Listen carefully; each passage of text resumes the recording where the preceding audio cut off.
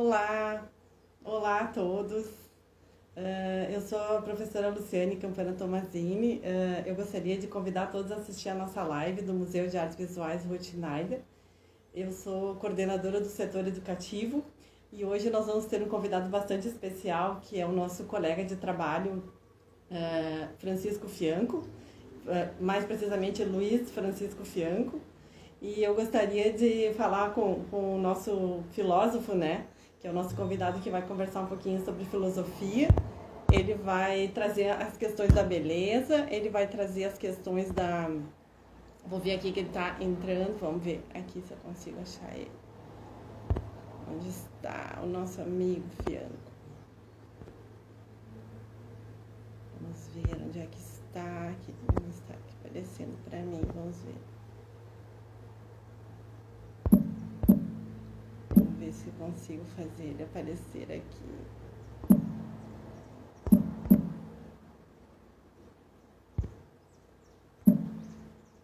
Então, acho que daqui a pouquinho ele deve estar entrando aí, cadê? Entrou, Fianco?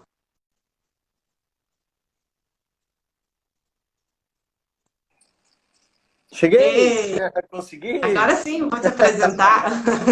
Estava te esperando aí, tudo bem Tudo contigo? bom? Tudo bem, tudo Tudo bem. jóia. Eu vou botar aqui um volumezinho maior. Então, nosso amigo filósofo Luiz Francisco Fianco, então vou apresentá-lo primeiramente, né? Vai fazer a nossa live do Museu de Artes Visuais Ruth Schneider hoje à noite. Ele tem uma experiência, então, na área de filosofia, eu vou ler aqui, na verdade, para não me perder, com Tá. ênfase em estética, filosofia da arte. Possui graduação e licenciatura plena em filosofia, mestrado em filosofia pela Universidade do Vale dos Sinos, doutorado sobre o Nietzsche, né? E a Escola de Frankfurt pela Universidade Federal de Minas. Atualmente ele é professor do PPG de Letras na Universidade de Passo Fundo, dos cursos de Filosofia, Artes, Moda na área de Ética e Conhecimento. Ele atua principalmente nos seguintes temas: estética e filosofia da arte, filosofia e literatura, Nietzsche e filosofia contemporânea. Tudo bem? Tudo bem, é isso aí, é isso aí. Assim, currículo informal, né? A gente fala que é doutor em estética, a primeira coisa que a pessoa pensa é que rola uma unha, uma chapinha, né? Isso. Embora, Ah, embora tenham, assim, uma certa relação à estética e cosmética, que também é grego, né? Enfim, o corpo como espaço cultural. Não, é estética e filosofia da arte mesmo. E do doutorado em Minas, o que eu mais aprendi foi a tomar cachaça, né? uau! Não há como não, né? É a Tinha terra da cachaça. cachaça um e cachaça 2 eram 8 créditos. Uau! Certo. Então, o nosso convidado hoje ele vai falar um pouquinho então sobre a questão do belo na contemporaneidade, essa questão volátil da beleza, dessas entradas e saídas do entendimento da beleza e dentro do campo das artes, dentro do campo da filosofia, da cultura em geral, né? Mas eu separei algumas perguntinhas para te fazer, assim, a partir das nossas conversas. Eu fui meio alinhando, assim, uma fala para não me perder e para você ir nos orientando por aqui. Então, primeiro, assim, eu gostaria de saber, gostaria que você comentasse um pouquinho dessa situação, que é um paradoxo, na verdade, do pensamento da contemporaneidade em cima da beleza, né? Ou do belo, ou disso que a gente entendia como belo, a gente não entende mais como é que tu vê isso dentro da filosofia em relação às artes também. Uhum. Oi? Nesse caso, a gente tem todo nesse caso, a gente tem todo um percurso histórico, né? A gente tem, assim, milênios de tradição de associação necessária, claro, muito mais por parte dos teóricos da arte do que especificamente dos próprios artistas, né? Mas, assim, uma vinculação necessária entre arte e beleza e arte e prazer, né? Então, como se a arte tivesse uma dimensão de positividade muito forte e que ela não seria considerada arte se não trouxesse essa coisa de uma experiência estética agradável, né? Tanto numa perspectiva mais idealista, de uma noção de beleza ou de uma mensagem de perfeição e beleza que se presentifica no mundo através da obra de arte, né? Que é uma perspectiva super clássica, né? E até vai até o Renascimento, mais ou menos, essa maneira de enxergar, quanto numa perspectiva mais racionalista, de que aquilo que é belo é belo porque faz sentido, né? É belo porque é racionalmente verificável, enfim, e aí vai ser reconhecido como belo para todo mundo, para qualquer um, né? Isso se quebra na passagem do século XIX para o século XX. Porque até então a filosofia vinha com uma forma muito dogmática de pensar o fazer estético.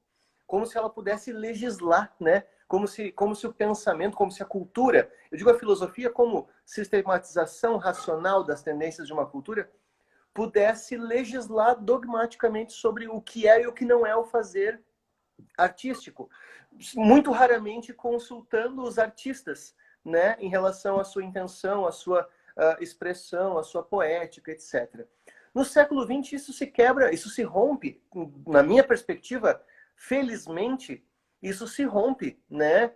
E a arte ganha finalmente a sua independência de alguns grilhões que lhe prendiam, né? Que é a exigência da beleza, pois, ora, o século XX é o século do mundo feio, né? Já desde o final do século XIX, a gente tem várias expressões artísticas, tanto da literatura quanto das artes visuais, mostrando que esse mundo é um mundo feio, né? A beleza do feio, né? Petizou É, o feio também. exato. E aí, assim, como é que tu vai representar beleza em um mundo feio? Sem cair numa arte naif, né? Numa ingenuidade, numa arte que vai virar pano de prato, né?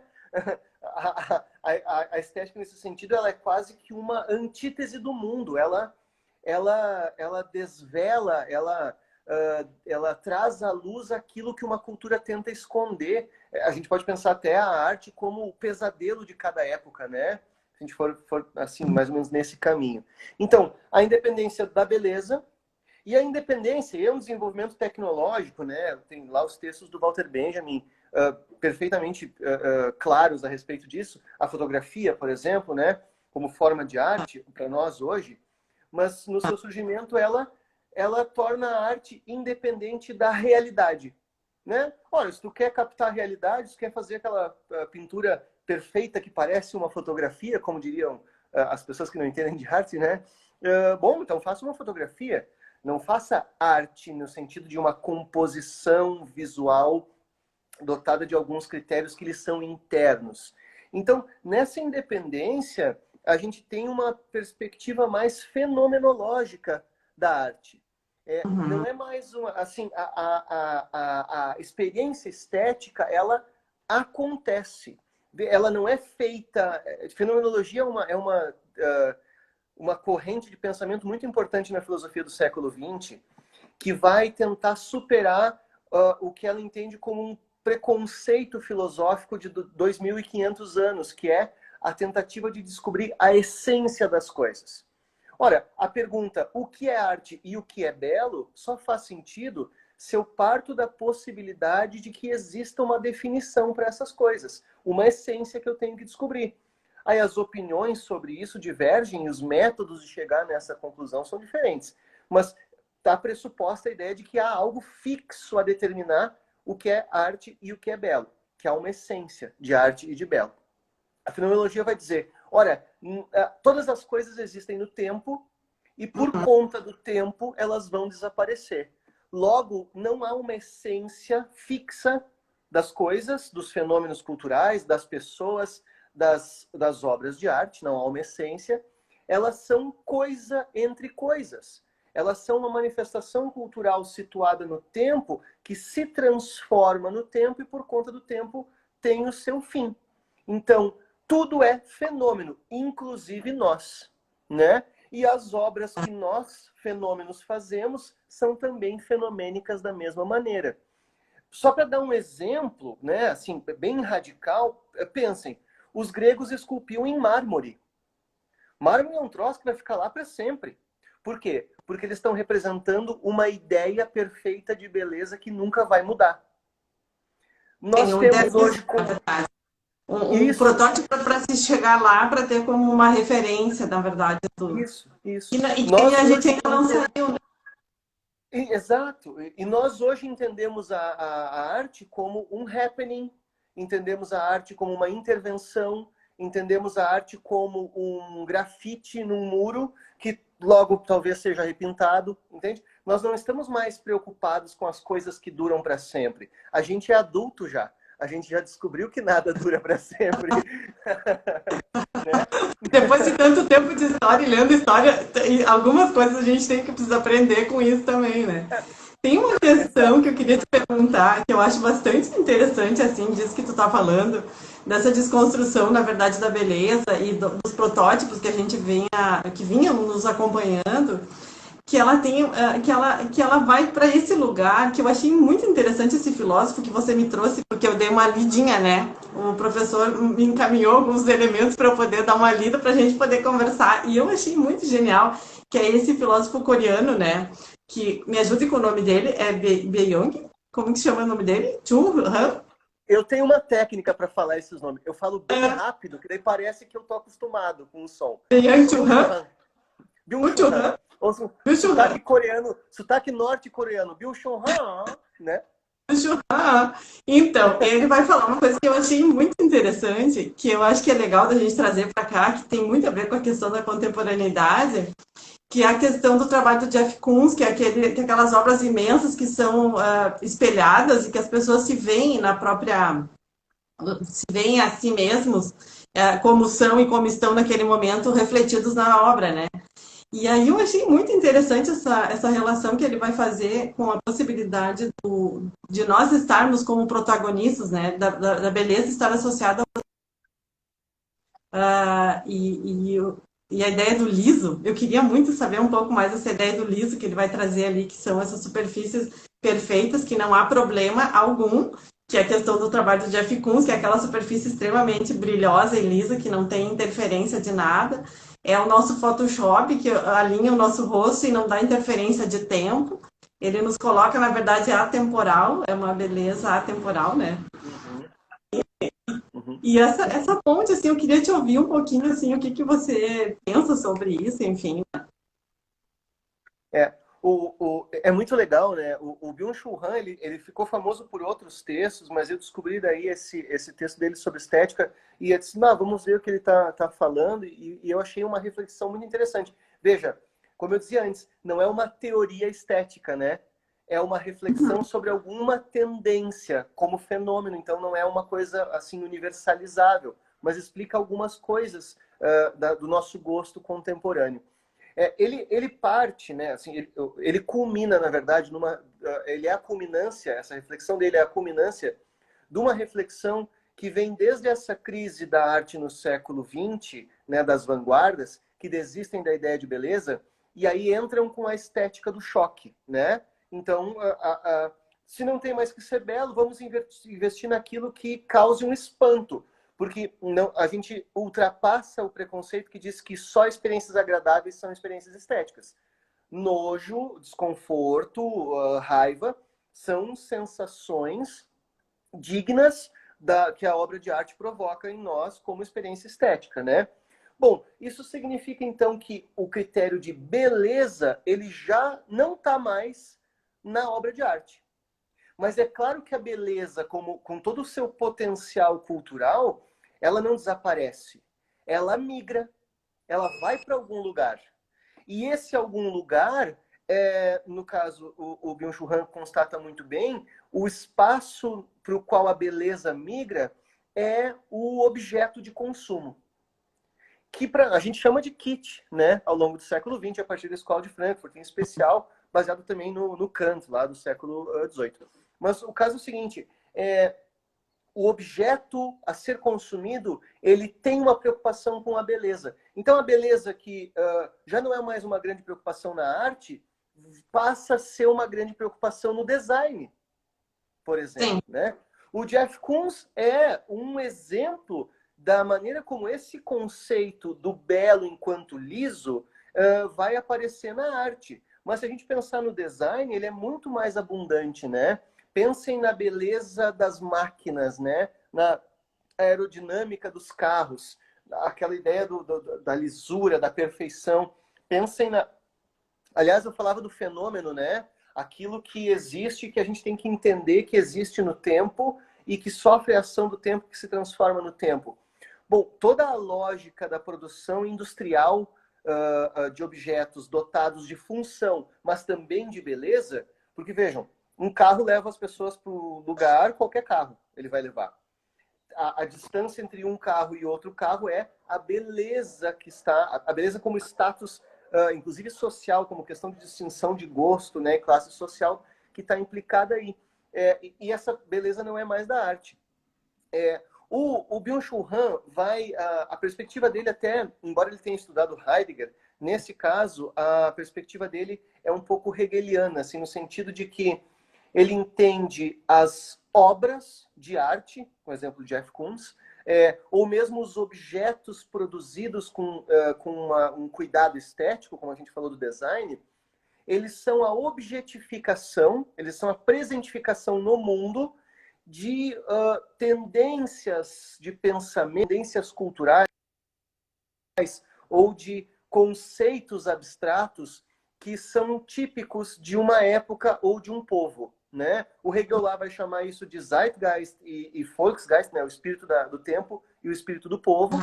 Mas nesse caso o liso é a presentificação estética nos objetos da nossa maneira de encarar o mundo. Porque o Byung-Chul Han vai chamar a atenção para o fato de que tudo para nós é velocidade. Tudo para nós é ubiquidade. Tudo para nós é a perfeição do objeto que foi recém-adquirido, né?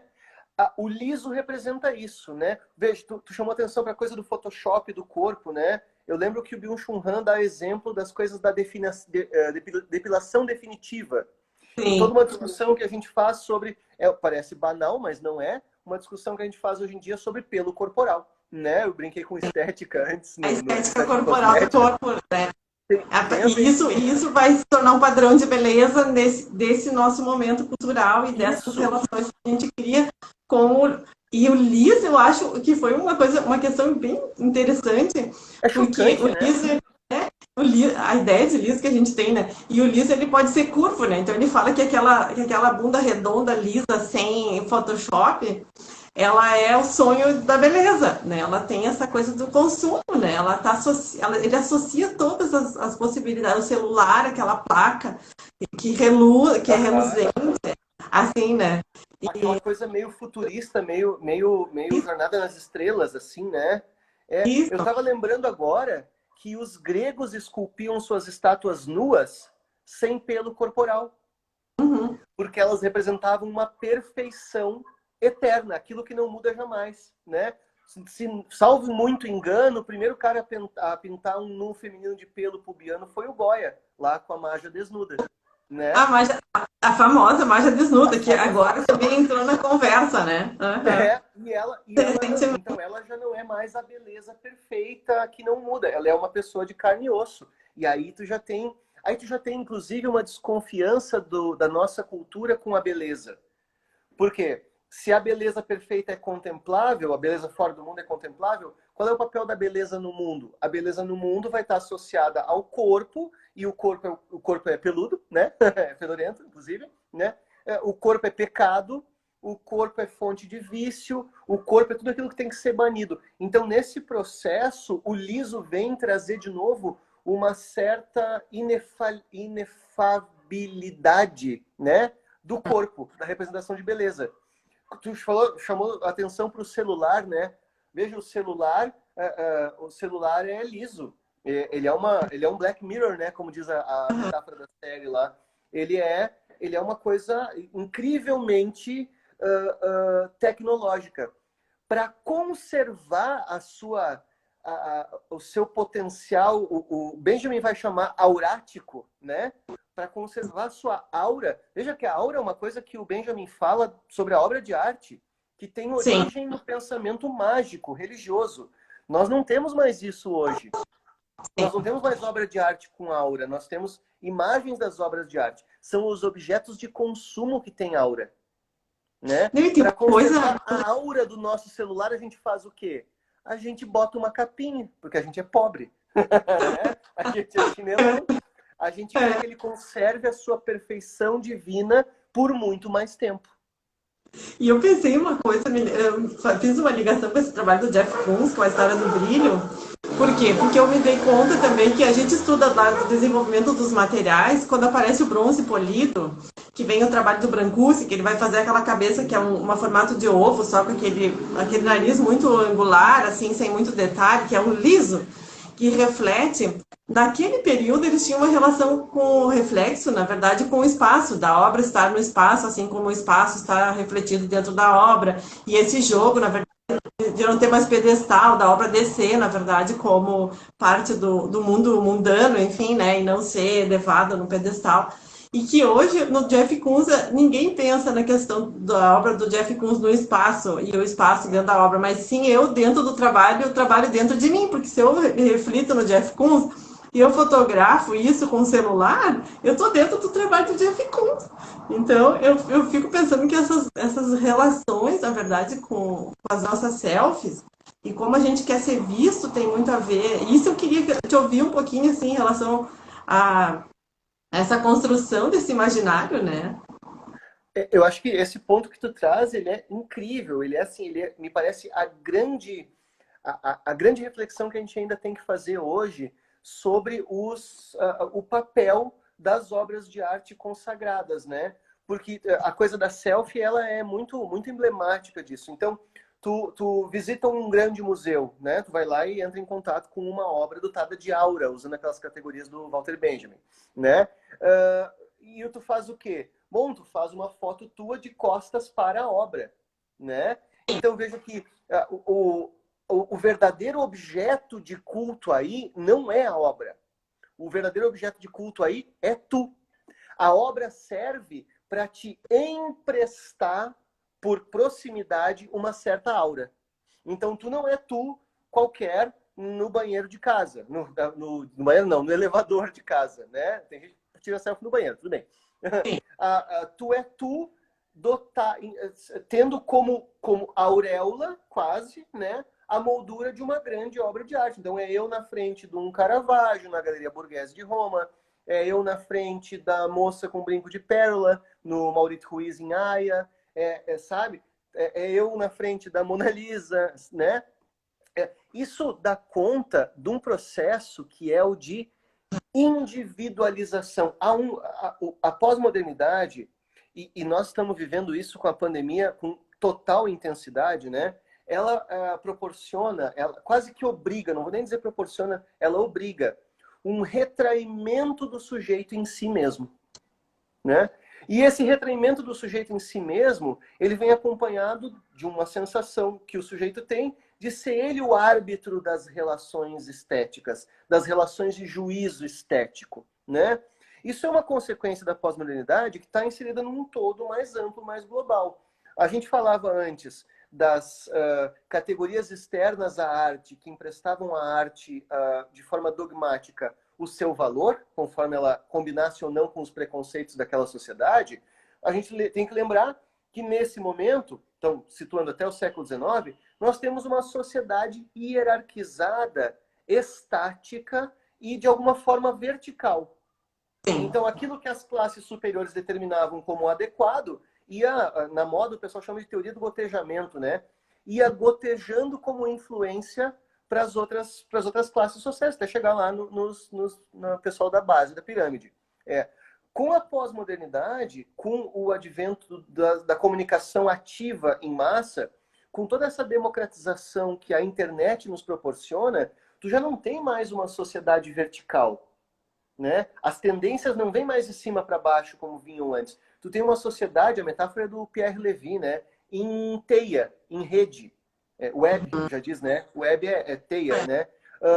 Em que tu tem tendências que vêm de todos os lugares, de todas as direções, de uma maneira super horizontal, né? Portanto, democrática, embora bastante caótica, e quem é um pouco mais tradicional... Totalmente caótica. Totalmente caótica, quem é mais purista torce o nariz um pouco, né? E tu tem o sujeito que ele se encontra onde? Ele se encontra na intersecção dessas tendências coletivas. Aliás, essa é a concepção do Adorno, um baita de um autor da estética, sobre o sujeito. O sujeito pós-moderno é a intersecção particular das tendências do universal. Então, quando a gente diz eu, a gente, no fundo, está dizendo esse monte de influências que me atravessam e que eu aceito, outras mais, outras menos e tal, e que constituem o nó existencial que sou eu, né? E ele vai mudando, porque ele vai se reinosando, se desnosando, etc., né? Com o tempo. Então, claro, é por isso que uma pessoa pode tranquilamente dizer hoje, eu não gosto de tal obra. Né? Agora, veja, claro, quando eu digo eu não gosto, ou então tem tantos likes ou não tem likes e tal, a pessoa tem que estar ciente, nesse caso, que está fazendo um juízo estético de valor subjetivo.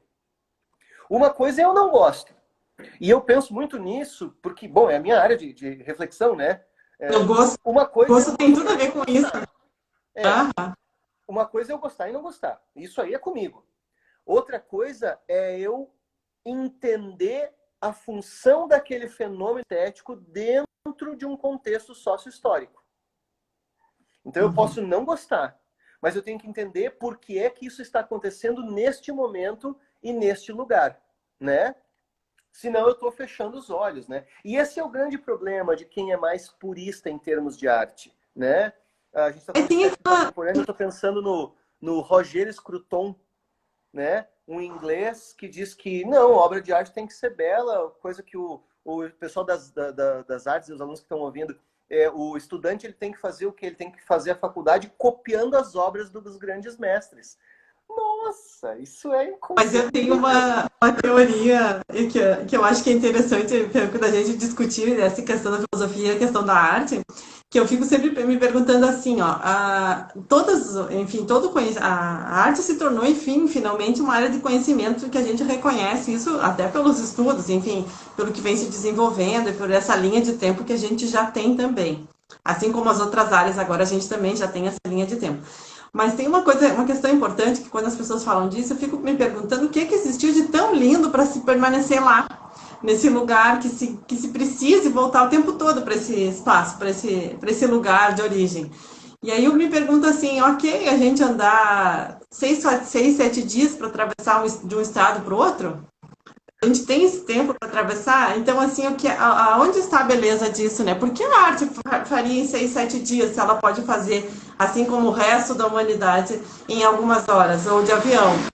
E eu falo a arte de avião, e eu falo isso porque não é como você manter o cidadão, o artista que nasce em 2015, em 2016, pensar como o cara que nasceu lá e na década passada, já digo na década passada porque muda de uma década para outra, já não é nem um século.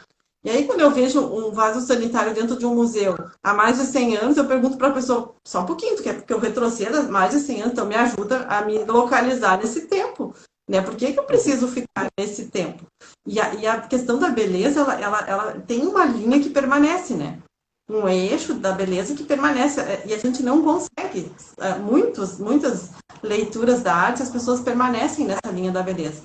E é uma questão interessante de se discutir, por quê? Porque ela é uma linha válida no sentido que ela acalma. A beleza é uma questão que acalma, a beleza ela não é mentirosa, o estereótipo da beleza, ela dá um passe para quem é bonito, para quem tem uma característica visual agradável, de ser inteligente, de ser saudável, de ser nunca mentir, nunca ter problema. Então, esse estereótipo é a ideia lá desse período, da gente querer alcançar esse ideal, né? Esse ideal, a beleza está ligada a esse ideal. E esse ideal, na verdade, ele é flutuante.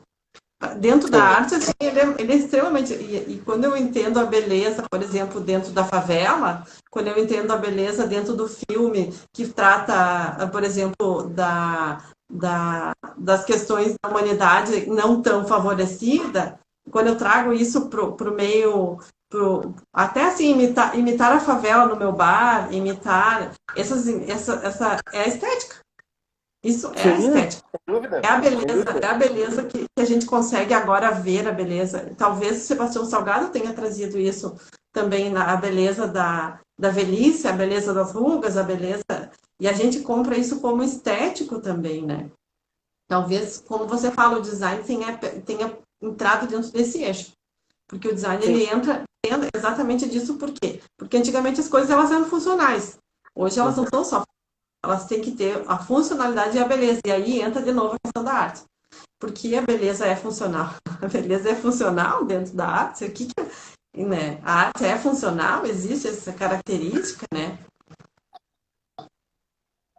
Não sei E assim. faz muito sentido essa migração da beleza como promessa, eu vou usar a expressão do Stendhal, né? Como promessa de felicidade que jamais vai se cumprir no design. Porque, vamos pensar então, já que eu vivo num mundo que entende que todas as relações e as coisas são de uma instabilidade, né? De uma fluidez completa, e que eu estou no tempo, e essa coisa de estar no tempo tem um significado filosófico muito profundo. Estar no tempo significa saber que um dia vai morrer, né? Então, quando eu compro um objeto que me promete, que o design dele é atemporal, eu não estou comprando um objeto, eu estou comprando uma promessa de imortalidade. Uhum. Eu estou comprando uma forma de me aproximar da sensação de que eu, assim como o objeto que eu detenho, duraremos para sempre, pela eternidade, e não ficaremos obsoletos, né? Se a gente observar a estética da Apple, o sucesso da Apple em termos de design, está um pouco vinculado a isso aí. E é completamente liso, né? Bem como o Byung-Chul Han traz ali, assim, a coisa do liso. É lindo porque nos promete essa coisa quase... Lisura. A ideia de lisura. Lisura, isso. Algo que não tem empecilhos, algo que vai funcionar sem entraves, né? Como o Windows, por exemplo. Enfim. Que mais? A coisa isso tá. Eu estava falando antes, eu estava lembrando. Pois é. Então, se a beleza... Veja, a arte estava vinculada historicamente a dois critérios, beleza e prazer, né? Se a beleza migra para o design, né? A arte adota a estética do choque, então do confronto, né? Eu sempre lembro, sei lá, do Guernica quando eu falo disso, porque não é para te apaziguar, não é para te deixar tranquilo, é justamente o contrário, é para te incomodar, né? Eu falei da arte como pesadelo de cada época, é nesse sentido, e aí a gente vê, inclusive, um potencial de politização da arte que é muito forte, né? Mas e o prazer? Do ponto de vista, então, dessa estética fenomenológica, o prazer ele vai migrar da grande beleza para a pequena beleza, né? Ele vai migrar o agradável na experiência estética. Veja, nós não queremos mais o agradável na experiência estética 2 vezes na vida, né? Sim, Nós ele é somos volátil, né? imediatistas.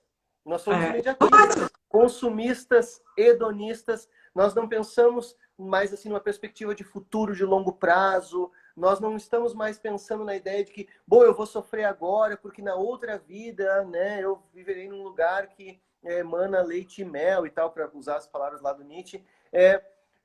Não, nós queremos, aliás, eu falei do Nietzsche, é bem interessante a, a perspectiva trágica da existência que ele traz, e diz assim, a existência só se justifica esteticamente. Tu não justifica a tua vida se não for pelo prazer de existir. Todas as outras formas de justificação, elas são uma certa invenção, assim, né? E bom, e é por isso que nós temos, não sei se alguém já pensou nisso, nós temos nos últimos anos uma espécie de gourmetização, né? Sim, de Nós tudo. temos uma gourmetização da vida cotidiana. Então eu não quero comer um hambúrguer, eu quero uma experiência, né? Eu Quero não estar quero... ali naquele momento, né? Não é só comer, não é só vestir, eu quero estar, eu quero ser, né?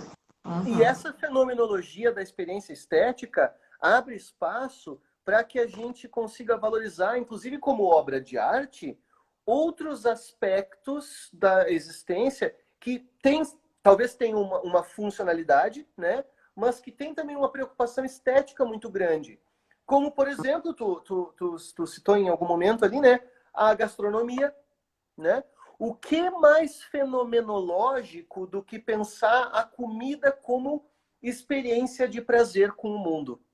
Porque é uma obra de arte destinada a desaparecer no momento da sua fruição. Certo? Bom, então Mas aí vem a a foto, moda, o perfume, coisas que são belas, mas não são feitas para serem belas para sempre.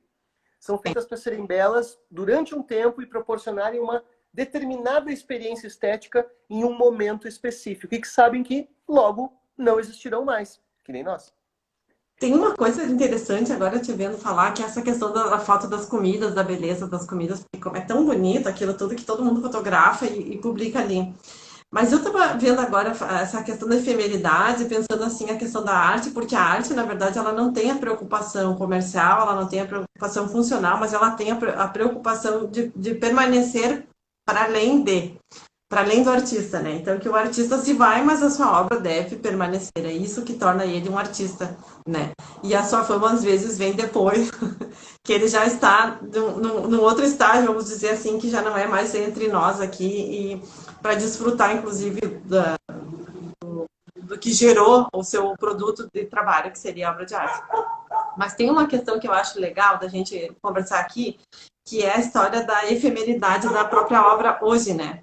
Que a obra ela nunca foi tão efêmera e tão... Eu vou ter que fechar minha janela. Um minuto.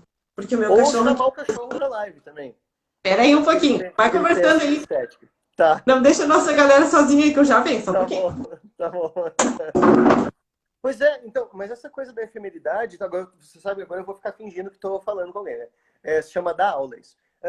Essa coisa da efemeridade, ela tem tudo a ver com a maneira através da qual a gente propaga conhecimento hoje. Não só arte, mas conhecimento em geral, né?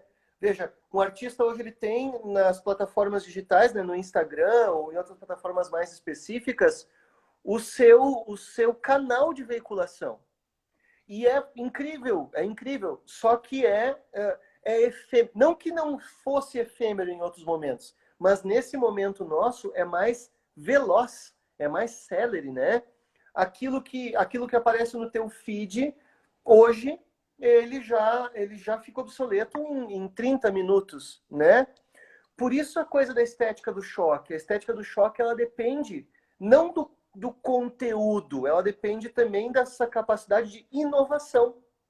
Porque na medida que eu não tenho mais um parâmetro dogmático, externo à arte, para dizer o que é bom e o que é ruim, né? O que fica e o que passa, eu não tenho mais essa régua. Então eu tenho que usar como régua a questão da novidade. De novo, a função do tempo aí, na mecânica da arte, né? O que é mais recente, né? A pessoa ela pode, inclusive, até se repetir nesse contexto, contanto que ela continue produzindo e continue alimentando. Senão ela sofre uma certa forma de ostracismo, né? Ela para de ser valorizada. A gente vê isso muito com a questão dos artistas. Até vou abrir para pergunta, se alguém quiser ir perguntando, podem ir nos chamando aí que a gente vai respondendo. Mas a questão dos artistas que pegam uma fórmula de trabalho, desenvolvem ela ao seu máximo, vamos dizer assim, constrói a sua obra e depois passa repetindo o resto da sua carreira aquele formato daquela obra. E hoje a gente vê que a gente não consegue mais nem se repetir entre os nossas falas, a gente não consegue mais refazer esse caminho, né? E a arte, ela não abre mais espaço para isso, né? E a beleza, ela é efêmera, porque, na verdade, aquilo que toda aquela construção de beleza que a gente tinha, eu digo de décadas, assim, porque a gente não consegue mais localizar nem por séculos, assim, eu acho que é por décadas. Ela muda completamente. E dentro da arte, assim, a gente vê as pessoas dizerem aquela frase, nossa, super conhecida, até o meu filho faz, essas questões todas, né? E aí a gente ouve isso Dá tudo e a gente de trancar a criança numa jaula e só soltar quando ela fizer igual, né? fácil, então agora ele vai fazer. Bota ele trabalhar aí, né? Uhum. Mas tem uma relação legal que é essa potência das pessoas dizerem que elas podem fazer qualquer coisa.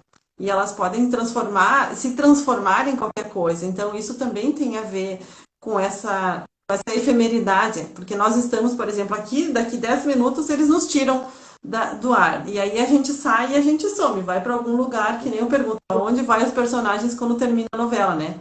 Para onde eles vão, né? Então, muito disso, a construção do belo, da beleza, daquilo que era uma referência, assim, que a gente tinha como referência, ele vai se modificando. Tá aí as novelas para a gente ver o que era a moda, o que eram os carros, o que eram os comportamentos, as falas que as pessoas faziam, o modo como elas se comportavam, né? Então, isso tudo entra dentro desse campo que tu fala da efemeridade, assim, né? E a transição, que eu acho que é a parte mais difícil, a gente entender essa transição como uma questão do nosso tempo. Não há mais como fazer diferente, né? A transição, eu acho que tem, assim, uma capacidade. Eu não sei se tem alguém que quer fazer perguntas, gente. Vocês podem escrever. Eu vi que a Aline colocou que ela está na quarentena ansiosa. A gente estava falando lá atrás, antes, que começa a aparecer essas sombras. A gente está passando por esse momento agora de se mostrar mais, talvez, virtualmente, em função esse novo jeito de aparecer, esse novo Mas jeito. veja, Lu, o que nos constitui, o que nos dá a certeza de que nós existimos, além da dor, é o olhar das pessoas que nós encontramos. E se a gente está trancado em casa, a gente para de... É uma coisa meio cartesiana, o Descartes, né, muito louco, raciocinava assim lá no discurso do método. A gente para de encontrar pessoas, a gente vai tendo cada vez menos certeza da nossa própria existência. Claro que não de uma forma elaborada, assim, racional, mas de uma sensação mesmo. E aí a gente se obriga a se expor a uma forma de olhar, nem que seja um olhar mediatizado pelo aparelho, né? Isso é natural, a gente quer interação humana, não é? Toda a nossa discussão, dá para dar aula igual? Dá, só não dá para ver as pessoas. Assim, não é o conteúdo só que nos faz falta, é a interação com as pessoas que nos faz falta. E essa angústia é transformável em arte, né? Quem tem produção aí está fazendo horrores com esse isolamento, me parece, né? Vi que o Lucas entrou, o Tatiel estão por aí também, fizeram coisas nesse sentido, a Júlia também. Enfim, tu falou na coisa da criança que também faz, né? Que é a mesma discussão do ready-made, né, Lu? Assim, tu pega uma coisa de lá e bota aqui, agora é arte. Olha, se tu conseguir pegar uma coisa, deslocar ela do seu lugar, colocar ela num outro lugar que obrigue as pessoas a olhar para ela de uma forma diferente, essa é a grande teoria do nosso querido, né, Arthur Danto, que a gente tem uma admiração incrível em comum. Para mim, a grande teoria da arte contemporânea, né? Sim, se tu conseguir fazer isso, sim, realmente, né? Agora, não dá para tu dizer assim, então qualquer coisa. Não é qualquer coisa. Eu nunca esqueço de uma instalação que eu vi no Margs, lá em Porto Alegre, que era um monte de certidão de divórcio do século XX. Eu não vou lembrar o nome da artista. Do século XX. E aí em cima, na frente, um pilar com um vestido de noiva. E se tu ficasse longe, sem pisar no vestido de noiva, né? Se tu ficasse sem pisar no vestido de noiva, tu não enxergava as certidões. Se tu ficasse perto demais, tu não via todas, tu via só uma. Para poder se dar conta do que aquelas certidões estavam dizendo, tu tinha que pisar no vestido de noiva. É só quando tu pisa nesse grande símbolo do casamento como ideal de perfeição que tu te dá conta que são mulheres que conseguiram se separar porque vinham sendo abusadas dentro do seu casamento. Aquilo ali estava tudo pronto, né? Uhum. Então, agora, vai ver se uma criança de 5 anos faz isso, né? É que na verdade não é a arte deslocou a ideia de objetificação, na verdade. Não é o objeto que está ali em si que é a obra, mas é a proposta, é a ideia, é o contexto que aquilo é apresentado, né?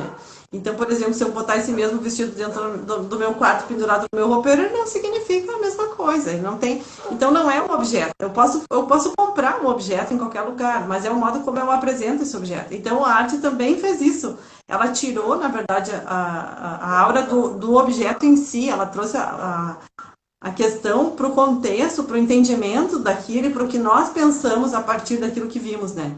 Inclusive o livro de carne está aí para nos dizer, né, que cada exposição se faz 5, 6 livros de carne, que é aquele livro que é costurado, na verdade, para a exposição, que é de carne, e ele vai se romper, ele vai terminar, vai ficar o registro, e aí cada vez que ele se apodrecer, é preciso reconstruir o livro de carne, né?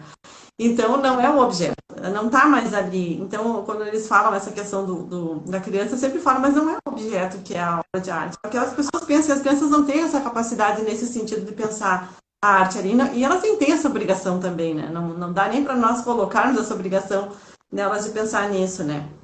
Então, eu acho que essa é uma das questões.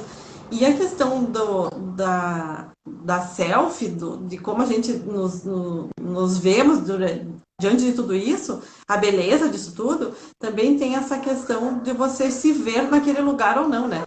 Que aí aquilo, muitas vezes você se choca e você se irrita com as obras de arte porque você se vê ali naquela situação.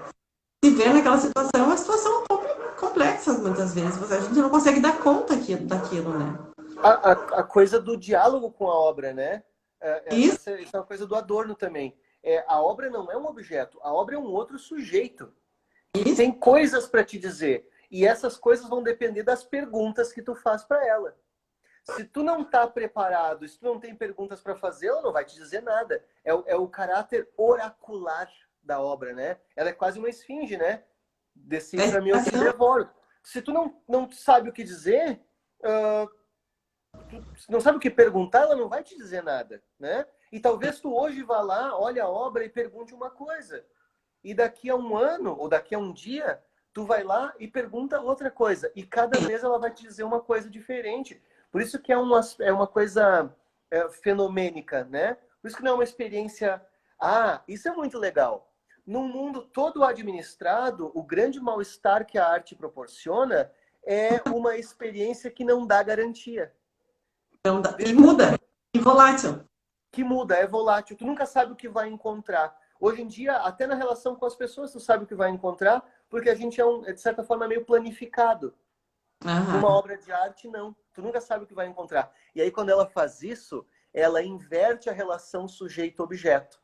A gente vai lá todo sujeito, todo faceiro, dizendo, eu sou racional, não sei o quê, né? O mundo foi criado para mim e tal. Chega lá e tu te dá conta que tu é um objeto que vai passar. A arte vai continuar. E aí... E ela tá lá. E ela tá lá, ela vai estar lá para sempre. E tu, ninguém sabe quem tu é. Tu, né? Tu vai passar ali e é nesse momento que tu senta e chora, né? Eu tenho uma questão que eu acho que é legal de compartilhar em cima disso que tu diz, que é quando você pergunta para qualquer pessoa, para qualquer coisa, para qualquer objeto, que você olha e pergunta para as coisas. A gente já tem essa leitura, por quê? Porque tu olha tipo assim, me apaixonei por esse telefone aqui. Ou então, tipo, eu detestei esse carro, eu detestei essa cor. Então, as perguntas que você faz para a arte são respostas que você vai ter. Se você pergunta para ela desdenhando, ela te responde desdenhando. E realmente eu não sou nada. Se você olha para ela e diz, isso daí para mim não diz nada, ela diz, realmente eu também não tenho nada para conversar com você. Né? E esse diálogo, na verdade, que a arte pergunta, na verdade não é a arte que pergunta, a arte está lá. Ela está lá para que você interaja de alguma forma. E aí vem toda aquela relação que a gente fala agora, que a gente não é mais espectador das coisas, a gente é ativo, né?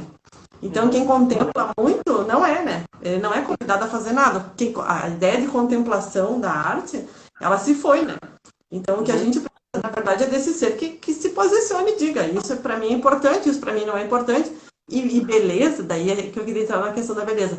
Feio e bonito é uma questão de gosto, né? E o gosto é teu.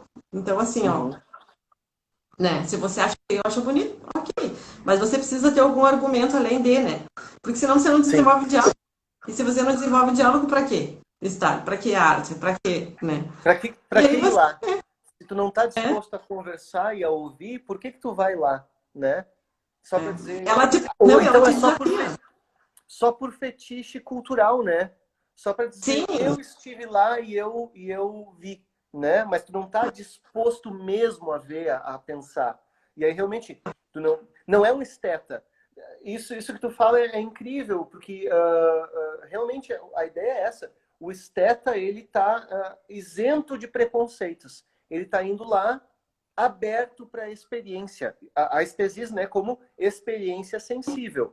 E essa experiência pode ser, inclusive, um grande abismo. Tu pode Pode te tranquilamente ir tirar lá, do lugar. olhar e dizer, não entendi.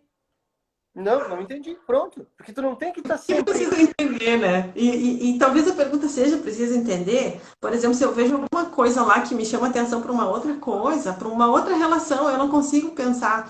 Isso é a liberdade do espectador, tem que existir essa liberdade do espectador de dizer assim, ó, eu só gostei da cor do que eu vejo aqui. Esse conteúdo eu não gosto disso aqui, isso aqui me incomoda, esse cheiro ruim, eu não gosto desse cheiro, eu não gosto desse tamanho. Essas relações eu acho que é uma coisa interessante da arte, assim, porque ela te dá outras chances de você conversar. O assunto dela não é mais monólogo, né? Não é assim, eu sou o vaso, eu sou o pote, eu sou. Ela te traz alguns elementos que te fazem você interagir. E a gente não tá, às vezes, a fim de interagir. E aí cansa. E aí isso cansa mesmo. As pessoas olham para a obra e dizem, ai, não, isso aqui não é para mim. Isso aqui não é para mim, é essa resposta, tipo, ai, não, muita coisa para pensar, né? Vamos devagar aqui. Tem muita Eu coisa para. tenho uma citação que o Benjamin traz, agora eu não lembro de quem é. O Benjamin gostava de citar umas pessoas desconhecidas, que diz assim, a função da arte é fazer brilhar o caos sob o véu artificial da ordem, né? E é isso que tu diz. A arte vem para incomodar. A arte O contemporânea. artista ele faz. Ela não vem mais para enfeitar a parede, né? Ela não vem mais para tornar a vida prazerosa num ambiente burguês, né, do século XIX, com aquele monte de quadro e cenas de caçada da raposa e tal, né? Não, ela vem para incomodar, ela vem para fazer pergunta, como uma esfinge mesmo. E é claro que as pessoas não vão gostar. As pessoas gostam de explicação fácil, né? É o que está pronto, né? Na verdade, assim, tem essa questão também para gente organizar assim o nosso pensamento enquanto tempo, assim, que tem a ver com essa beleza que ela é uma beleza construída o tempo todo, né? Porque a arte, ela é o artista que sai da realidade. Ele não é um artista do seu tempo, ele está fora do seu tempo. Ele sai do seu tempo e ele olha o seu tempo de fora para dentro. Como uma pessoa que chega numa cidade e está com aquele olhar de águia, com tudo que tem de novidade ali. Então, o artista, ele faz isso, ele sai, ele olha o conjunto do contexto do que é que está acontecendo lá, e ele produz isso, e aí é o espanto. É aí que entra o espanto da arte contemporânea. Ele não é um artista da nossa realidade. Se ele fosse da nossa realidade, ele estaria fácil. A leitura seria fácil, é o que a gente está vivendo. Então, quando a gente se depara com aquilo, ele amplia, na verdade, nós estamos vivendo isso, né? Eu estou cuidando da hora aqui, porque é 18h53, daqui a pouco eles fazem assim, ó, 5 minutos A para gente nos some, tirar. né? Isso E aí a também é gente some, efemeridade. né? A Então, efemeridade. a coisa da efemeridade, só para a gente ir encerrando, então, que é um conceito que a gente vinha falando, e é um conceito com quem eu converso bastante a respeito, com o Daniel Confortin, né, nosso colega de FAC, que é um conceito que tem origem no Zen budismo japonês, que é o do wabi-sabi, né? Que é, ao invés de tentar reter a perfeição do impermanente, daquilo que permanece para sempre, deslocar o olhar em direção à beleza do que é impermanente. Então, entender, no fundo, é um conceito complexo, tá? Tem livros e livros sobre isso e ninguém definiu o conceito ainda, mas através de alguns exemplos, né? Entender que, no fundo, se as coisas são perfeitas, elas só são perfeitas porque são falsas. A única perfeição do mundo, acho que tem tudo a ver com o que tu falava em relação a Photoshop, em relação a essa... Alguém falou sobre filtros ali num dos comentários, filtros do Instagram e tal, né? A única possibilidade de perfeição, em vez de perfeição estar associada à beleza, mas não é uma coisa necessariamente relacionada, né? A única possibilidade de perfeição e de beleza perfeita, ideal, é na falsidade, é no mundo artificial, né? O mundo real é imperfeito, é incompleto, e se nós não formos capazes de encontrar beleza na imperfeição do mundo, nós vamos passar uma existência inteira em busca de algo que nós somos incapazes de encontrar. E aí vai ser muito deprimente, vai ser muito frustrante, né? A gente tem que aprender a aceitar as limitações e as imperfeições do mundo e de nós mesmos, até como uma forma de ter mais saúde mental, né? E saber que nada é perfeito. Nunca vai ser. Eu tenho que fazer esse desvio de olhar, né, Lu? Eu tenho que... A minha capacidade de transfiguração do banal é essa. É encontrar beleza em um mundo no qual a beleza como perfeição não está ausente, né? O Wabi-Sabi dá conta disso, né? Da aceitação daquilo que é. É quase que uma reconciliação com a realidade, ao invés de ficar buscando e divagando e sonhando com perfeições inatingíveis, né? Não, e isso entristece e deixa feio, né? É isso que deixa Entristece, feio. deixa feio. É Deixa tudo padrão. Deixa tudo Massifica, asséptico. e massifica essa ideia, né? Porque daí, tipo, todo mundo tá triste, aí vai todo mundo tá... E essa questão do budismo é bem interessante porque eles enxergam a beleza no momento, né? É você estar presente no momento. Eu vi até eu tava lendo algumas coisas, eu tava vendo que a questão da beleza naquela caneta que escreve muito bem, que a tinta fica fluida, você diz que caneta maravilhosa, que beleza que fica isso aqui, né? Então a beleza ela tá nesse funcionamento do dia a dia, desse barulho ruído que você escuta e que te deixa de certa forma tranquila, em alguma imagem que você olha que ela é fugaz, assim, né? Talvez a gente tenha que aprender essa questão da beleza, trazer para dentro do nosso conteúdo do dia a dia, como esses momentos que são relâmpagos, na verdade. Ela não é. Aí que entra a questão da arte, ela não pode ser fixa, não há como a gente se fixar no momento, não há como se fixar num período, não há como. Porque ela é ela é veloz, não é volátil, ela é veloz, a beleza. Eu acho que ela tem um tempo muito curtinho, assim, de entendimento, né? E aí parafraseando o Danto, né? Não o que é arte, mas quando há arte, a gente pode falar da beleza. Não o que é belo, mas quando há beleza, nesse sentido. É aquele olhar diferente que tu dá em relação ao mundo e que tu encontra algo que te faz parar momentaneamente com o teu fluxo de pensamento. Aquela suspensão, né? A Aquela suspensão, né? suspensão, aquele momento em que o mundo te surpreende. E isso tá numa criança brincando, isso tá na maneira como uma folha, como um galho de árvore chacoalha no vento. Eu fiquei bem budista agora. Na maneira como o sol se põe, diferente a cada dia, numa rachadura da parede, sabe? Numa mancha que um filho fez na parede com a mão suja. O cinema traz isso, né? O cinema usa isso. Exato. Tem um filme, né? A Grande Beleza. Isso. Que é em Roma. Maravilhoso. Recomendo a todo mundo que assista. Mas preste atenção, que a grande beleza que aquele personagem encontra é a beleza das pequenas coisinhas do cotidiano. Detalhes, Não é... pequenos presentes, né? Mas assim, eu te agradeço demais a participação, que eu gosto muito de conversar, de te ouvir, assim, foi muito bom. Eu vou te deixar conversando e a hora que eles nos encerrarem, ele nos tira da... Mas assim, foi muito bom, assim, e espero que a gente consiga avançar mais nas nossas conversas sobre arte e filosofia, assim, eu acho um tema bastante caro, assim. E pelo Museu Ruth Schneider, assim, eu te agradeço, então, a participação. E tá sempre convidado, né, para vir conversar com a gente, trazer informações aí. E vamos continuar falando dos Zen budistas, que eu quero ouvir mais aí dessa relação. Beleza, beleza. É legal, né? É legal. É. Então, daqui a pouco eles nos cortam. Olha só o exemplo, como o Zen é um sistema de pensamento sobre o vazio, né? De alguma forma eles estão dizendo, não busque um sentido na vida, o sentido é esse mesmo, é viver, né? Não tem um grande sentido, tá? Mas nessa coisa do wabi-sabi tem uma historinha que eles contam que para ilustrar. Um aprendiz, né, um monge estava varrendo o jardim, tirando as folhas secas, né? Tirou todas, juntou, botou fora no lugar certo e depois ele guardou a vassoura e ele foi lá em cada galho e chacoalhou para que caíssem uma folha ou outra. E aí alguém perguntou para ele, mas por que tu fez isso? E ele disse, porque um jardim sem folhas no chão é mentira, né? A beleza do jardim está não no excesso de folhas, mas na naturalidade de que, bom, algumas folhas sempre vão cair.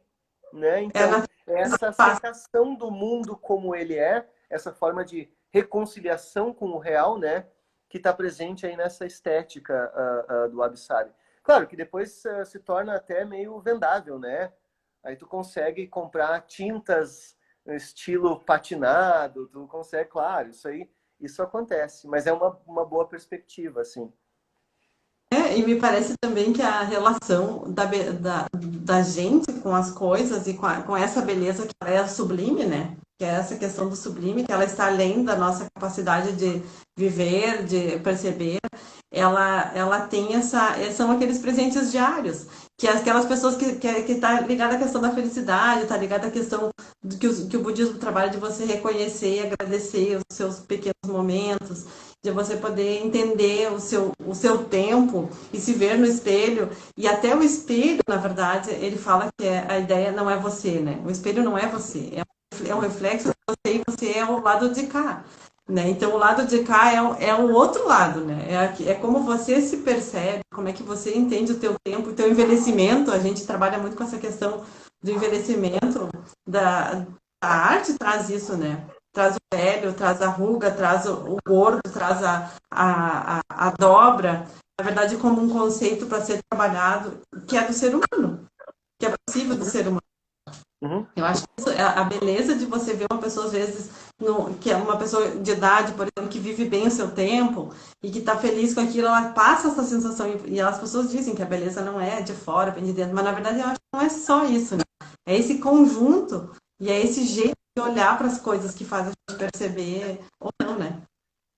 De alguma forma, a ideia é essa, né? A beleza não está mais na arte. A beleza está no mundo. Aliás, ao contrário, o mundo é cheio de beleza. Basta que a gente se permita olhar. Basta que a gente se permita perceber. Para isso acontecer, o que nós temos que fazer? Nós temos que nos sensibilizar. Eu estou lembrando lá das cartas para a educação estética da humanidade, do Schiller, né? Nós temos que nos tornar mais sensíveis. Nós temos que nos dar o tempo de parar, respirar fundo, silenciar o ruído e olhar o mundo para perceber essas pequenas belezas que habitam ele, né? Se nós estamos sempre no turbilhão, ou sempre olhando a nossa imagem no espelho, nós nunca vamos encontrar a beleza do mundo nos olhando no espelho. Seja o espelho um espelho literal, seja o espelho do celular, né? Seja o espelho o nosso feed cheio de selfie, né? Bom, a selfie é uma forma de dizer, vejam, gente, eu ainda existo, eu não desapareci, né? Ou de dizer para si mesmo, inclusive. Mas é nesse caso, nesse contexto, assim, que me parece importante. A gente tá podendo fazer escolhas da nossa imagem. Porque a gente pode fazer essa imagem assim, desse rosto assim, daí depois, dependendo da luz, eu posso criar situações, na verdade, de estar, né? De aparecer, de me posicionar. E isso vai fazer com que a gente enxergue os nossos potenciais. E às vezes não tá dentro do estereótipo do físico. Eu me lembro um programa da Fernanda Lima que ela foi tirando aqueles Amor e Sexo que ela fazia na televisão, que ela foi tirando os cílios, foi tirando tudo aquilo que era aquela composição do personagem dela ali, ela toma um banho, literalmente, dentro disso, né? No final ela cai no chuveiro e daí, tipo, foi aquela. E aí ela fala, na verdade, o que ficou aqui fui eu, tá aqui sou eu agora, não é mais apresentadora, né? Mas eu me despiz de tudo, me dispus a tirar tudo isso para que todos vejam e sejam como a gente é mesmo, assim. A arte, ela nos faz isso, ela faz a gente enxergar a beleza da gente mesma, ela faz a gente nos defrontar com as nossas experiências, assim, por exemplo, eu nunca tinha imaginado que uma pessoa poderia ter uma cicatriz tão ferrenha como a minha. E o Gosh, o Gosh, na verdade, e o Goya fazem isso, né? Trazem essa questão, na verdade, do nosso lado, nosso outro lado, como um recurso para que a gente também se perceba que a gente também não é só essa cara bonita, essa felicidade, que os momentos, as tristezas, as coisas, há beleza nisso também. Porque há a pureza, né, de sentimento nisso, de viver esses sentimentos. E a arte traz isso, ela escancara isso, na verdade. E às vezes a gente não quer, né? Eu lembro É o momento da gente que às vezes não tá. Eu lembro do Rembrandt, né? Um cara obcecado com os autorretratos, né? Sim. Que a gente pode pensar é uma forma de narcisismo, talvez. mas também é um olhar muito atento para a especificidade real do ser humano. Ele tem quadros de pessoas velhas, ele tem quadros de pessoas que não representam assim um ideal de força e potência.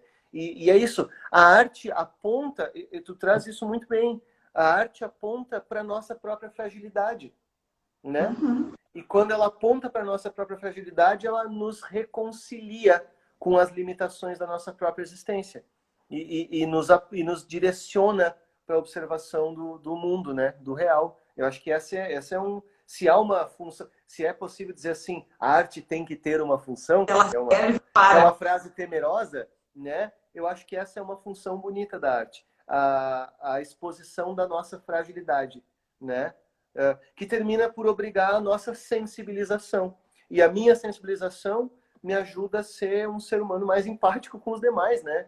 Assim, eu consigo perceber a fragilidade do outro na minha fragilidade. Então, de alguma forma, a arte é uma forma de educação, inclusive educação moral. E é que o nosso momento não nos permite sermos fracos, sermos feios, sermos incapazes. A gente passa o tempo todo tentando ser esse super, criando essa questão de super, né? A gente é super mãe, super professora, super pessoa, super faz tudo, muitas coisas. E se você não faz tudo isso, você tem a sensação que não é, né? Mas tem um monte de gente ali acenando, tu viu? Eu tô respondendo os acenos ali. Não estão perguntando, mas estão acenando, né? Então, e eu tô feliz que eles estão nos deixando falar. Vamos conversando enquanto. Então, tá. Depois vem o boleto do Zuckerberg. Tá certo. Depois a gente vê como é que faz para pagar a conta, né? Mas isso, a arte, ela tem esse poder, na verdade, de trazer pra gente essa oportunidade de nos vermos com as nossas belezas, né? Com essas outras belezas. Eu sempre falo isso para os alunos, né? Que a beleza, na verdade, ela tá naquilo que a gente dá visibilidade para acontecer, seja ela uma pequena, uma média e uma grande coisa, né? Às vezes é uma pequena coisa que precisa ter uma visibilidade dentro da arte que altera a sensibilidade, que é diferente completamente da visibilidade da televisão, que vai mostrar uma coisa para massificar ou para vender a arte, ela vai por um outro viés, né? E as visibilidades, às vezes, elas nos incomodam, porque a arte é uma sorrateira, ela não tem nada de ingênuo, né? Ela não perdoa nada e nem ninguém, né? Então ela chega sorrateira e quando você vê, você é engolido por aquilo ali. E aí tem que dar conta daquele terreno, né? E esse Eu, terreno tem que ser tranquilo, né?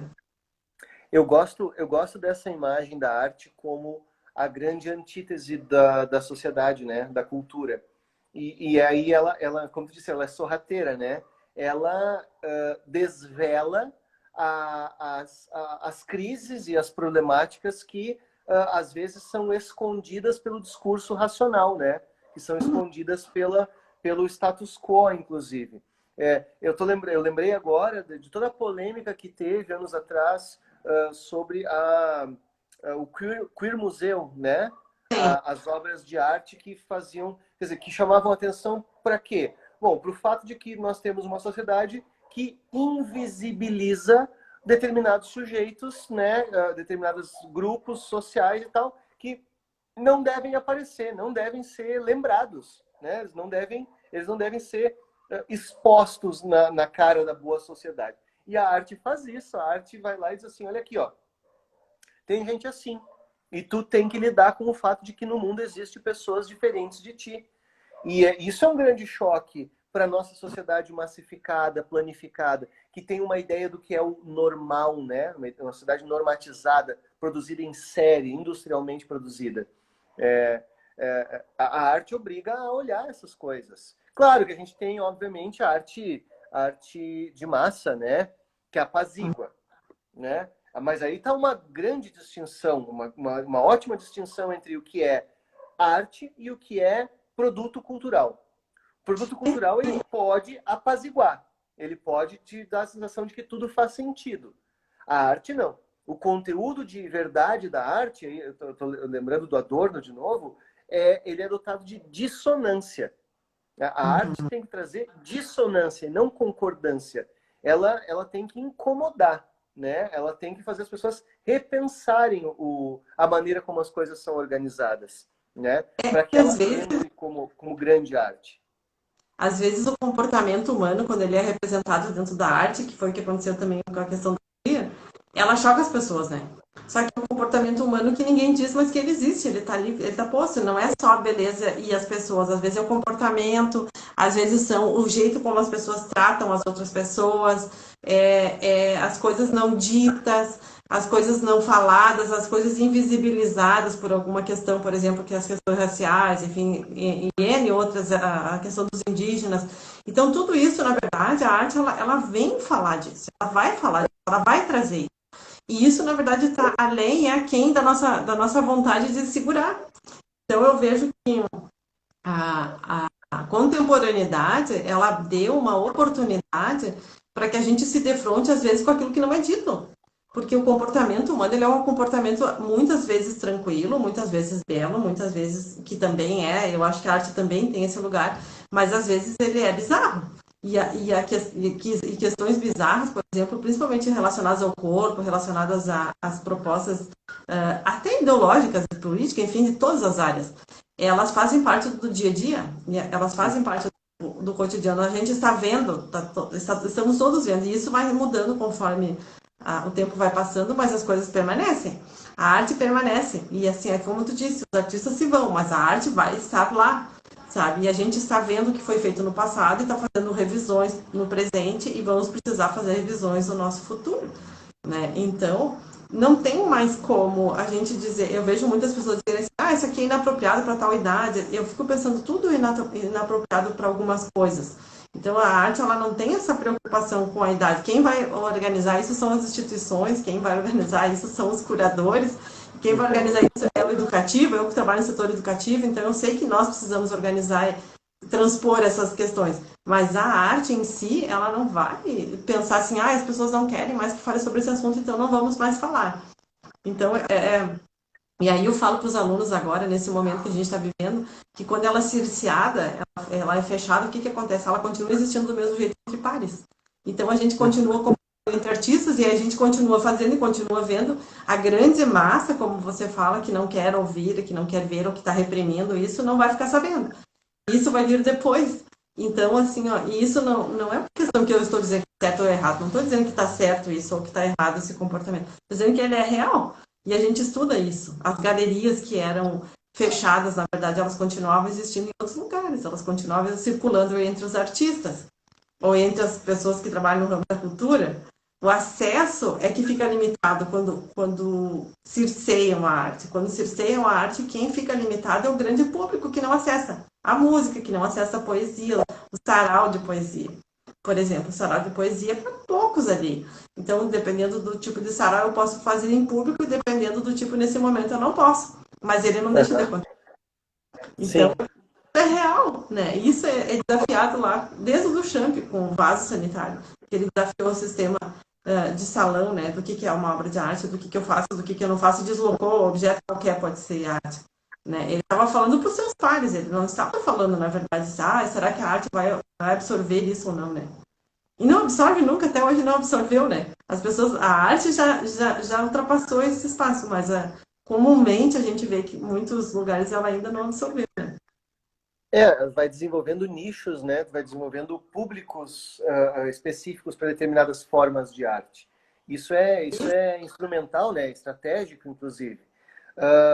Enquanto tu falava, eu estava lembrando da coisa da arte degenerada, né? Olha que Sim, maravilha isso. que é arte degenerada. Toda arte é degenerada. Na verdade, ela só é degenerada porque ela está servindo de espelho para uma sociedade degenerada, né? Essa coisa com a qual a gente começou conversando, de que no século XX não há mais regra para a arte que seja externa à arte, né? A arte tem as suas próprias regras, as suas próprias formas de fundamentação. Bom, isso deixa o crítico muito incomodado, porque de repente ele não consegue entender. Essa arte ela serve para quê? Ela serve para manifestar tal mensagem. Não, não é isso, né? Não é necessariamente isso. Não é mais uma arte instrumentalizada como veículo de mensagem. Não é mais o vitral de uma catedral gótica, né? É uma arte como expressão de si mesma. E aí ela foge do controle. E esse é o grande espaço do fazer artístico. Aquilo que está fora do controle da sociedade estabelecida, né? Aquilo que é capaz de vir e despertar as idiosincrasias daquela sociedade, né? E mostrar, olha, isso que vocês estão fazendo está errado, né? Que nem aquela anedota sobre o Van Gogh, né? Em Paris, no apartamento dele, entra um oficial nazista, Paris ocupada, olha um cartão postal da Guernica e perguntou: foi o senhor que fez isso? E ele diz: eu não, foi o senhor, né? Não fui eu. Eu só pintei, mas essa monstruosidade quem fez foi vocês. Acho que o grande papel da arte é esse, né? O grande papel da arte é esse, mostrar. Olha a monstruosidade que vocês estão fazendo. Eu tive em Ouro Preto. Eu tive em Ouro Preto ano passado, e aí eu fui numa exposição que tinha lá, que eu não vou lembrar, acho até que eu mandei para o grupo lá nosso, mas era uma coisa assim, era a respeito do vazamento daquela barragem da Vale em Mariana. Ah, sim. Lembra? Sim. E aí o artista fez o quê? Ele pegou objetos do cotidiano e cobriu de barro. E colocou lá no espaço da Casa dos Contos.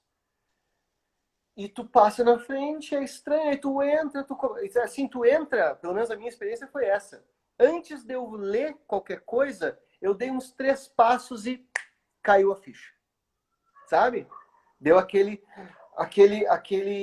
como se o chão sumisse, assim, por um momento, e tu diz, meu Deus do céu, eu entendi o que ele está fazendo aqui. Isso aqui é aquilo lá. Chocante, é chocante. Quer dizer, é um Guernica, né? É um Guernica, é dizer, olha, foi o senhor que cobriu as coisas de barro? Não fui eu. Foram os senhores, né? Então, é isso que tu fala. Se você chegar lá e enxergar um monte de coisa de barro, tipo, mas o que é isso, né? E aí você se faz essa pergunta, o que é isso?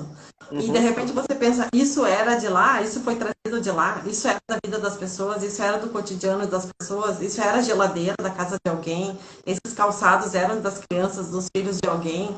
Então, esse lugar, na verdade, de localização, que ele fala que quando sai do objeto, né? E que tu começa a ver assim, isso tem a ver com a nossa realidade, essa ponte, na verdade, que a arte faz assim com o que acontece no nosso cotidiano. É isso, eu me afasto da cena e eu trago a cena para você e você diz, não, eu não quero isso aqui. Eu não quero ouvir isso aqui para mim não diz nada. Eu acho interessante esse não diz nada, às vezes as pessoas dizem, mas isso aqui para mim não diz nada. E eu fico pensando, tudo diz alguma coisa, né? Até o que não diz nada, não dizer nada é um ato político. Também existe. O vazio não dizer, né? Esse estranhamento, esse abismo, vejam, esse estranhamento do, nossa, eu não entendo isso aqui não me diz nada, isso também é uma experiência estética. A beleza, na verdade, do pensar o quadro branco sobre branco, né? De você pensar que, na verdade, não é a imagem que me fala sobre a arte, mas sim, eu tô pensando que esse suporte também existe aqui. E ele é plano, ele não é tridimensional, não é a representação da paisagem, ele é uma bidimensão, o branco sobre branco, né? E aí você entra no museu e você não encontra a pintura. Então eu pergunto assim, mas isso aqui não é uma pintura, isso aqui eu estou falando sobre pintar, eu não estou falando sobre a paisagem, eu não estou falando sobre o objeto, a representação do objeto, né? Então, todas essas relações, eu acho que são relações novas, que vêm abrindo o campo para a gente pensar. E levam a gente a refletir, por exemplo, assim, que barro é esse, né? Esse barro foi trazido de lá? Esse barro é daqui, dessa cidade, desse lugar? Você estando lá e vendo essa exposição, ela é completamente diferente, por exemplo, de eu ver essa exposição em Nova York, por exemplo. Sim. Tá aqui, viu isso aqui. Eram pessoas conhecidas, talvez parentes de alguém. Então também tem a arte também tem essa relação de proximidade, de distanciamento. Ela também é geográfica. Tem muitas questões que a gente pode pensar. E a beleza, ela é muito cultural. Então o que nós percebemos de beleza aqui, talvez a 100 quilômetros, 200 quilômetros, ela vai variar e vem variando, e isso, consequentemente, vai modificando. Isso vai modificar, o tempo todo vai modificar. O modo como nós nos colocamos nas nossas mídias, ele modificou de um tempo para cá. Se a gente for ver, assim, o que nós considerávamos beleza, na verdade. Antes, o cotidiano não era beleza, né? Beleza era mostrar lugares preparados. Agora, eu estar fazendo comida, eu lavando roupa, eu fazer... Essa parte, né, da beleza.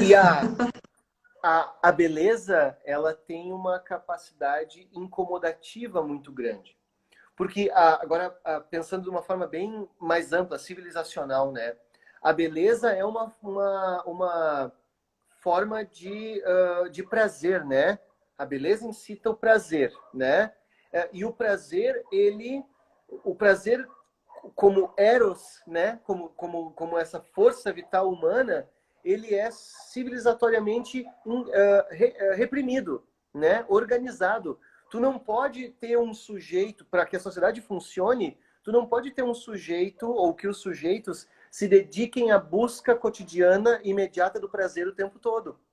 Para ter uma sociedade funcionando, tu tem que ter sujeitos dispostos a abrir mão da beleza, abrir mão do prazer, para concentrar essa energia em desenvolvimentos culturais, em trabalho, em aquisição de bens e tal. Sujeitos capazes de dizer, não, eu quero ter o meu momento de prazer, mas eu tenho que deixar ele para depois. Primeiro eu tenho que fazer as minhas responsabilidades, meu trabalho e tal, né? E isso torna a beleza uma força anticivilizatória, né? A beleza num sentido quase dionisíaco, né? O caótico, dionisíaco da embriaguez, do prazer de estar junto com outros, né? E nesse caso, veja, como a beleza é anticivilizatória, como a beleza, a perseguição imediata da beleza, ela ameaça fazer ruir as estruturas da nossa sociedade, que é uma sociedade repressiva, eu tenho que trancar a beleza, né? Sim. Eu tenho que trancar a beleza em espaços delimitados, em espaços controlados. Esse carandiru da beleza nós conhecemos pelo nome de museu. Sim. O museu é o templo no qual a beleza fica restrita para que ela não se extravase dali e contamine o resto do mundo. Porque um mundo dotado plenamente de beleza não vai funcionar como o mundo que nós conhecemos, organizado, ordenado, com regra, com coisa, né? Então, veja, o museu é um templo, que eu digo, um templo no sentido mágico mesmo. As paredes do museu têm o poder de deixar a beleza ali dentro, né, controlada. É a preservação, né? Tão grande é o potencial da arte e da beleza como força de implosão das amarras, né, da artificialidade da cultura, que ela tem que estar ali num espaço controlado, né? Porque se a beleza fugir do museu, ela destrói a nossa sociedade repressiva. Vejam só. A beleza não é inocente também. A beleza Nada é a é grande força inocente. que move o mundo. E essa capacidade da gente lidar com isso tudo, né? Porque, na verdade, o ser humano é ele que delimita, na verdade, que espaço ele vai dar para quem, né? Que espaço ele vai dar para beleza, que espaço ele vai dar para aquilo que eu não quero que apareça. Existe, e a própria seleção da história, a própria seleção dos espaços museológicos vão dizer nesse momento o que é que está para a beleza e o que é que não está. Né? Eles são legisladores, na verdade. Esses espaços legisladores que agora a gente está vendo ruir, que é a questão das experiências, na verdade, do cotidiano e das pessoas comuns. Elas estão podendo fazer essa curadoria das suas imagens, das suas questões e trazer isso com uma potencialidade tão grande quanto as próprias instituições, né? Então está se perdendo também esse espaço institucional como legislador. A gente pode legislar o tempo inteiro. As pessoas ficam legislando os perfis, por exemplo. Isso dá uma singularidade para elas de ator e atriz de novela, de televisão, que era uma coisa lá para trás. Então, eu também posso me colocar nesse lugar se eu quiser, entende? E esses campos de legislação do que era belo, do que era beleza e dos padrões que a gente sempre estabelece no período, eles estão em xeque. Porque a gente já consegue ver beleza no simples. Isso já é a ruína. Uhum. A questão do simples já é a ruína da beleza, né? Eu tô intrigadíssima que é 19h24, só para te avisar, e eles não nos cortaram. Eu tô achando que nós fizemos um contato com os algoritmos. Gente, alguém quer perguntar alguma coisa aí? Eu tô abrindo aqui para ver. Tá todo mundo concordando, mas ninguém falou com a gente. Alguém quer conversar com a gente? Daqui a pouco o pessoal tem aula também, né? Sim, eu acho que é 19h24. Acho que eu vou encerrar então Tá? a live ali, porque eu não sei, eles não se esqueceram. O Instagram tem um limite de 4 horas. Aumentou. Pronto. Então tá. Se eu só abrir um vinho ali, então. Calma aí, então, que a gente vai começar a trazer as coisas. Aí o Lucas ali falou que a gente pode continuar. Esses espaços de diálogos e os museus, então, estão abrindo para falar sobre questões interessantes e aguardando vocês dentro das nossas páginas de plataformas online, né? Com as nossas oficinas e com os nossos convidados, assim como o Fianco, que aceitou gentilmente o nosso convite. E eu agradeço, então, a todos. E eu encerrar, porque nós temos, então, a noite para ficar conversando. Olha o Lucas dizendo que é para a gente pegar um café. Na próxima a gente vai se organizar, então, para pegar um cafezinho e ficar fazendo um lobbyzinho aqui, né? Isso aí. Então, meus queridos, muito obrigada. Então, boa noite a todos. A gente agradece imensamente. Gostei muito, Fianco. Obrigada. Eu que agradeço. Até mais. Estamos aí. Então, tá, Um tem abraço. fazendo gente Tchau, fazendo tchau. café. Vamos fugir enquanto eles ainda nos querem. Daqui a pouco eles vão escorrer. Vamos sair por cima, sair por cima. É. Tá Tchau, certo. tchau, gente. Até mais. Tchau, um abraço, obrigada.